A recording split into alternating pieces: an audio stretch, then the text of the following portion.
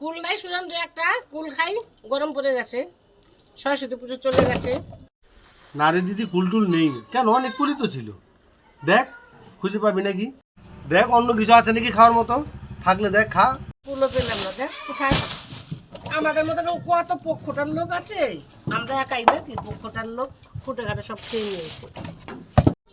ঠিক আছে, কত খাওয়ার মতো জিনিস আছে, শুধু কুল ছাড়া কুলই খাবো নাকি? কুল খাওয়ার মতো অনেক লোক আছে কুল ছাড়া।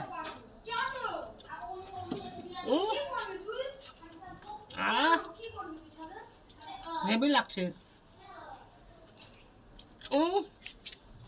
আরে কি করছিস? লঙ্কা খাচ্ছিস কেন? লঙ্কা খাস না, এই লঙ্কা কিন্তু বিশাল ঝাল, খেলে কিন্তু কাজ কিছু শুরু হয়ে যাবে। খাস না, খাস না, খাস না। বললাম না লঙ্কা বিশাল ঝাল। এনে চল খা, চল খা, চল খা, চল খা।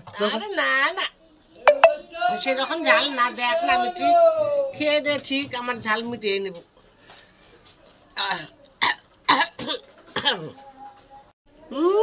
দেখো দেখো দেখো, তেল কমে না, এদিকে চোখ মুজছে, তারপর লঙ্কা খাচ্ছে, আবার বলে কি ঝাল না।